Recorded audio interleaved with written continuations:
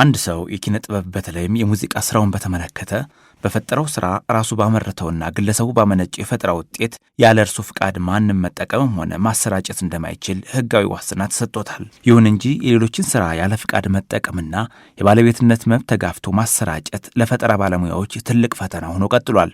በኢትዮጵያ አእምሯዊ ንብረት ባለስልጣን የቅጂና ተዛማጅ መብቶች መሪ ስራ አስፈጻሚ አቶ ወሰን ሙሉ የፈጠራ ባለቤቶችን የስራ ውጤት መመንተፍ ዘርፉም አይነቱም ብዙ ነው ይላሉ። በዲጂታል ፕላትፎርም ላይ ለምሳሌ የእናንተ ሬዲዮ ብሮድካስት ያደርገው ሌላ ሬዲዮ ሪብሮድካስት የሚያደርገው ከሆነ ወይም ደግሞ የአንድ የቴሌቪዥን ጣቢያ ብሮድካስት ያደርገውን ያንን አውርዶ በአውቶቡሶች ላይ ወይም ደግሞ በሌላ ማጋሪያ ላይ የሚጠቀምበት ከሆነ ለምሳሌ ፊልም በቴሌቪዥን ተላልፈው ያንን በዩቲዩብ የምታስተላልፈው ከሆነ በቲክቶክ የምታስተላልፈው ከሆነ እሱ ከፍተኛ የሆነ የመብት ጥሰት ነው። እንደውም የፈጠራ ስራዎችን ያለ ፍቃድ መጠቀም እንደ ዘመናዊና ስልጣኔ ተቆጥሮ ቴክኖሎጂው በረቀቀ ቁጥር የሙዚቃ የፊልምና የስነ ጽሑፍ ስራዎች ያለ አንዳች ከልካይ ሲባዙና ሲሰራጩ ይታያል።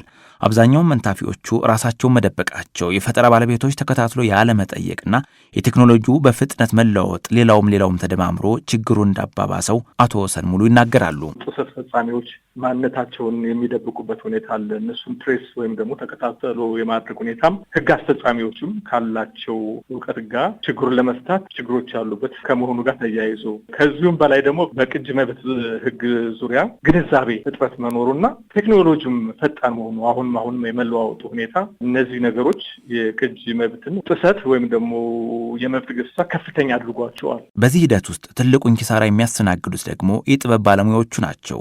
ስራዎቻችን በየሆቴሉ በየምሽት ቤቱ በየሚዲያው ቢዘፈኑም እኛ ግን ከስም በስተቀር አንዳች ነገር ወደ ኪሳችን አይገባም ሲሉም ያማራሉ። ከዚህ አልፎም እኔን ባለቤቱን ሳያስፈቅድ ሰራው ሲሉ የሚካሰሱም ቁጥራቸው ብዙ ነው። ታዲያ አሁን ላይ ችግሩን ይፈታል ተብሎ የተነገረለት የሮያሊቲ ክፍያ ሊጀመር ስለመሆኑ ሰምተናል። ይህንን ስራ በባለቤትነት የሚመራው የጋራ አስተዳደር ማህበር ተቋቁሞ የቁጥጥር ስርዓት ተዘጋጅቶ ተመኖችን የመወሰንና የአሰራር ሂደት የመዘርጋት ስራው ስለመጠናቀቁ የማህበሩ ቦርድ ሰብሳቢ አርቲስት ኃይሌ ሩትስ ነግሮናል። ያው ረጅም ጊዜ የፈጀ ነገር ነው። በተለይ ሲስተም ሲሰራ ቆይቷል። ብዙ ነገሮች ሲሰሩ የቀመር ስራ ሲሰራ ቆይቷል። ከዚህ በፊት 2 ጋር አስተዳደር ነበር። አሁን በአንድ ኮሚቴ ውስጥ ሆነን ነው እየሰራን ያለነው እና አሁን የሲስተም ስራውም አልቋል። የቀመር ስራውም ተጠናቆ ለአእምሯዊ ንብረት ጽህፈት ቤት ገቢ እየተደረገ ነው። ስለዚህ አእምሯዊ ንብረት ጽህፈት ቤት ባለስልጣን በቅርብ ጊዜ ውስጥ ላውንጅ ያደርጋል ብለን እንጠብቃለን። የሮያሊቲ ክፍያ ሆቴሎችና ሬስቶራንቶች፣ ምሽት ቤቶች ወይም ክለቦች በመገናኛ ብዙሃን ሬዲዮና ቴሌቪዥን ሙዚቃዎችን ሲያጫውቱ ወይም ለንግድ ስራዎቻቸው ሲጠቀሙ ለፈጣሪዎቹ ተገቢውን ክፍያ የመክፈል የህግ ግዴታ ይኖርባቸዋል። ከዚህ በፊት ይህ ስርዓት ባለመዘርጋቱ ማንም በነጻ እንደፈለጉ ሲያጫውቱ ስለኖሩ ብዙዎቹ እናንተ የምታስከፍሉን ከሆነ የውጭ ሙዚቃዎችን እናጫውታለን ያሉ ስለመኖራቸው ያስታወሰው ኃይሌ ሩትስ፣ ነገር ግን የውጭ ሙዚቃ ቢያጫውቱም እንዲከፍሉ የሚገደዱበት ህጋዊ ስርዓት አለ ብሏል። የሀገር ውስጥ የምታስከፍሉን ከሆነ እኛ የውጭ የህንድ እናጫውታለን የሚሉ ገጥመውናል። ግን እኛ የህንድም ቢያጫውትም አውስትራሊያንም ቢያጫውት ይከፍላል ማለት ምክንያቱም እሱ ግዴታው መክፈል ነው። የጋራ አስተዳደር ማህበሩ ደግሞ የሰበሰበባቸውን ሙዚቃዎች በኃላፊነት ከአእምሯዊ ንብረት ጋር ነው ለባለቤቶቹ ማድረስ ነው ኃላፊነቱ። ሀገር ውስጥም የውጭም ያጫውት ከዚህ በኋላ ሙዚቃ የሚያጫውቱ ሁሉ ይከፍላሉ። የኛ የጋራ አስተዳደር ማህበር ደግሞ ከውጭ ሀገራት ጋር የእንካለንካ ስምምነት አዋጁ መብት ስለሚሰጠው በዛ መሰረት የእንካለንካ ስምምነት እየፈጸመ ከውጭ ሀገራት የጋራ አስተዳደር ማህበራት ጋር እንደኛ ከሚሰሩት ጋር እየሆነ ስራዎችን ይሰበስባል። ከዛም ከውጭም ከዚህም የነሱ የሚጫወቱትን ማለት ነው። ስለዚህ ምሳሌ አሁን አሪፖ ይባላል አፍሪካ ውስጥ ለምሳሌ 25 የአፍሪካ ሀገራቶች ያሉበት አሉ። ባለፈውም ስብሰባ ነበረና ዚምባብዌ በደንብ እንገናኛለን።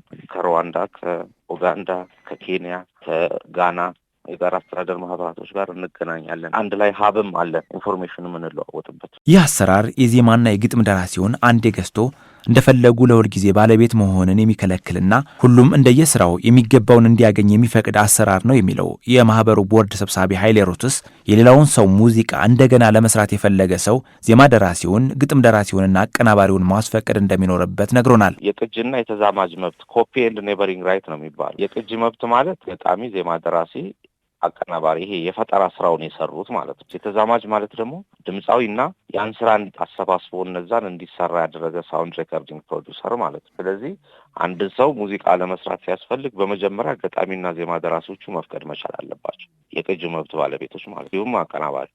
ነገር ግን አሁን ለምሳሌ ድምጻዊው ወይ ምናምን እነዚህን ዜማና ግጥሞች ደግሞ በገንዘብ በውል አድርጎ በጊዜ ገደብ ጠቅሶ ወይንም ሳይጠቅስ ሊገዛው ይችላል። ስለዚህ የዘፈኑ ባለቤት ወይ ገጣሚና ዜማ ደራሲዎቹ ናቸው ወይ ደግሞ ገጣሚና ዜማ ደራሲዎቹ ያንን ነገር በውል ከሸጡት ያንን በውል የገዛው ሰውዬ ይሆናል ማለት ነው እስከሸጡለት የጊዜ ገደብ ድረስ። በየትኛው ሚዲያ የማን ሙዚቃ ተጫወተ፣ ምን ያህል ጊዜ ተደጋገመ የሚለውን የሚቆጣጠርና የሚመዘግብ በኢንሳ የተረጋገጠ ሀገር በቀል ሲስተም እንደበለጸገ ያነሳው ኃይሌ ሮትስ አከፋፈሉም በሁለት አይነት መንገድ ይከወናል ብሏል። ክፍያው ሁለት አይነት ነው። አንደኛው አመታዊ ነው።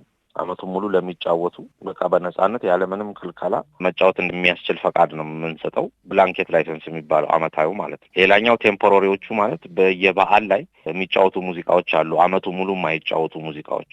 እነሱ ሙዚቃዎች ደግሞ በየራሳቸው ለምን የበዓል ጊዜ ስፖንሰሩም ገቢው ምንም የተለየ ስለሆነ በዛን ቀን የሚጫወቱ ሙዚቃዎች ራሳቸውን ችለው በቴምፖራሪ ወይንም በጊዜያዊ ላይሰንስ ነው ክፍያ የሚፈጸምባቸው።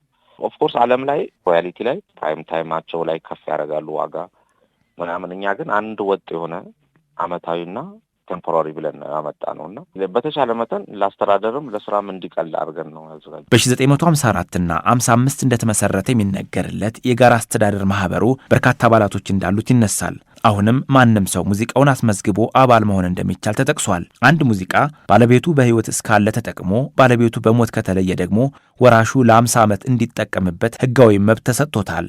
ከ50 ዓመት በኋላ ግን ባለቤትነቱ ለህዝብ ይሆናል ተብሏል።